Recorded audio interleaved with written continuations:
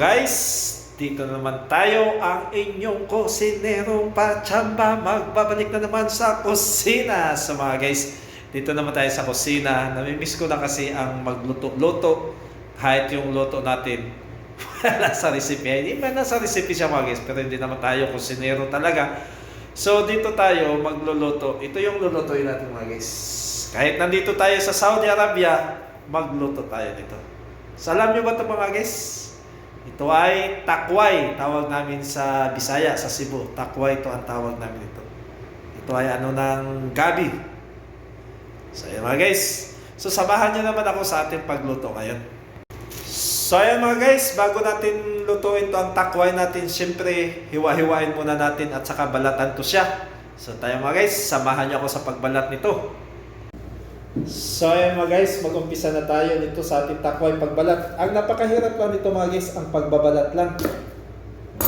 So, mahirap lang to siya balatan. Hindi naman siya mahirap balatan, ito lang ang matrabaho.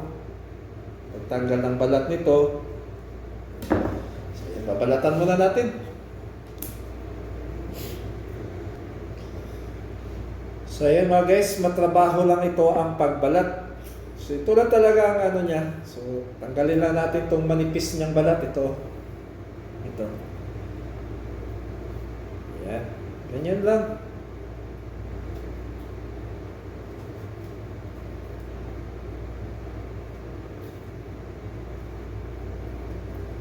So yun lang mga guys.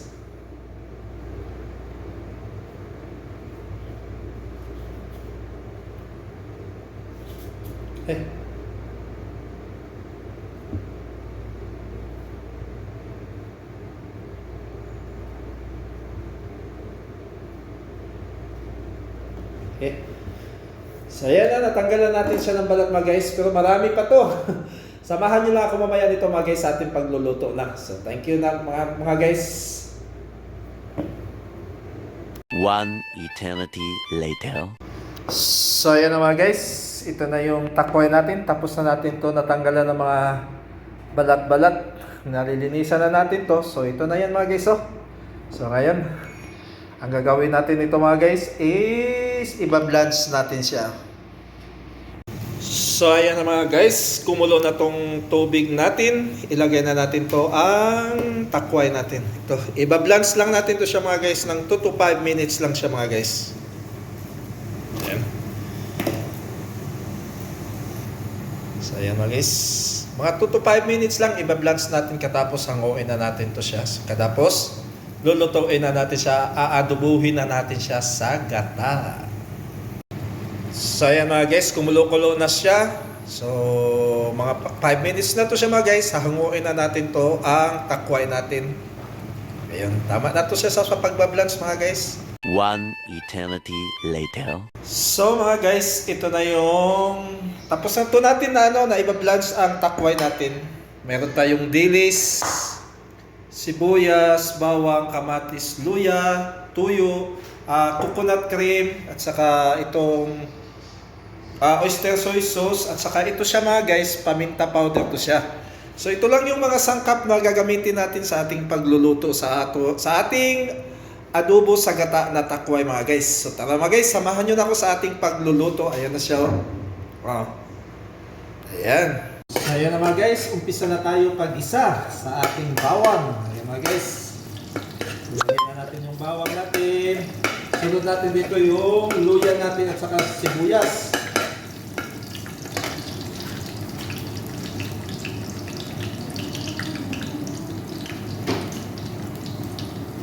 Ayan mga guys, sibuyas. Sangkot o mikos-mikos lang.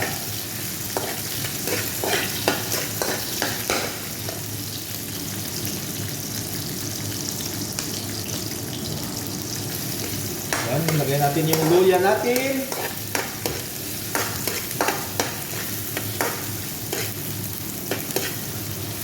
Sunod natin dito ilagay mga guys yung kamatis natin.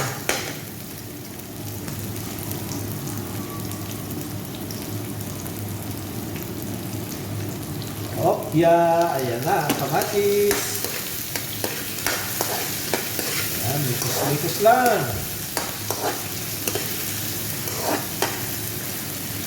Lutuin muna natin ang kamatis natin mga guys. Saka natin ilagay natin dito ang dilis.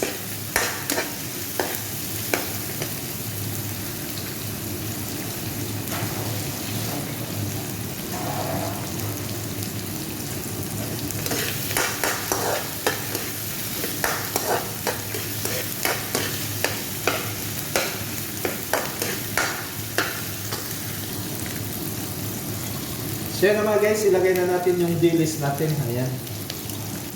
Ayan. Gisa muna natin dito rin mga guys. Minikos-mikos muna natin. So lagyan na natin siya ng parang patis ko siya mga guys. Ayan. Kunti lang. So lagyan na natin ng paminta powder mga guys. Para may kunti. Ayan.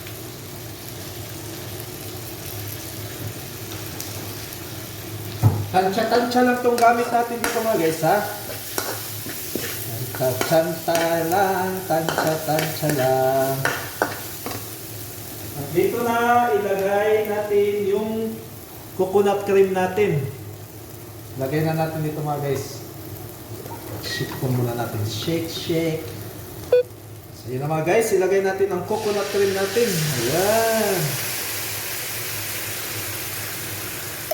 Sarap nito.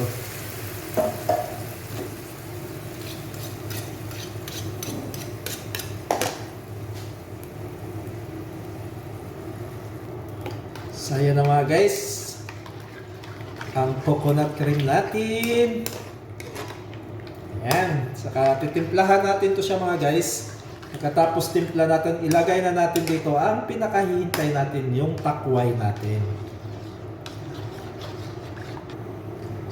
So mga guys, para may anghang, lagyan natin to ng chili sauce. Ayan. Chili garlic sauce mga guys. Ito. Lagyan natin ng isang kutsara. Ayun. Para siya may anghang. Sarap nito mga guys. Mamaya.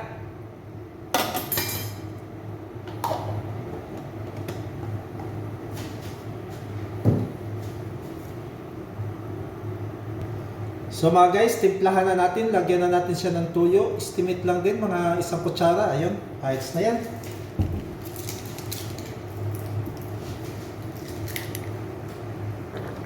So lagyan din siya natin ng bitsin mga guys. Kayo na bahala kung anong gustong seasoning ang idagdag ninyo sa aking bitsin ang gamit ko mga guys. Ayan, lahat nito mga guys, tansya-tansya lang to sa mga guys. So, paiga-iga-igahin muna natin kaunti yung gata natin. Pagkatapos ilagay na natin yung takway natin dito mga guys. Tama na to siya sa timpla, tama na to siya sa lasa mga guys. Ang hinihintay lang natin, paigain lang natin ng kaunti ang sabaw natin, saka natin ilagay ang ating takway. So, at dito na mga guys, ang pinakahihintay natin, na ilagay na natin yung ating takway. Ito, ilagay na natin mga guys. Yun, sarap nito. Ayan. Ang sarap nito mga guys. Adobo sa gata na takway mga guys with dilis. Parang probinsya na tayo ng Pilipinas mga guys na nagluto tayo nito. Kahit dito tayo sa Saudi, makapagluto din tayo ng ganito. Adobo sa gata na takway mga guys. Ay, kasarap naman. Ay, inang, ang sarap naman. So, paigahin lang natin ito mga guys.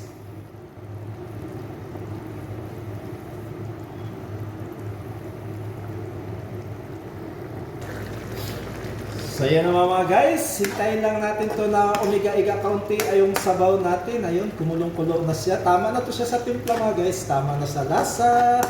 Masarap na to ang ginataang takway with dilis mga guys. Ay, adobo sa gata na takway mga guys. Adobo sa gata na takway with dilis. Yan siya mga guys. So yan mga guys, luto na to siya ang ating takway.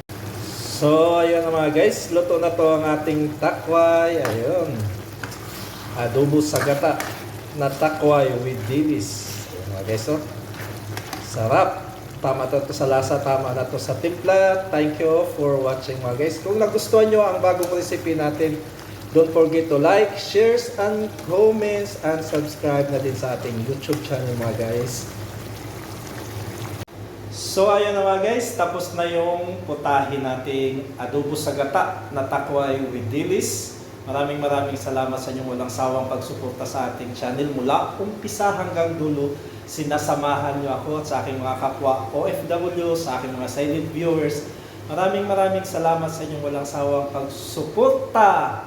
And this is it, yours truly, Michael Variety Show. Saying goodbye and God bless as always. Much love. I love you all.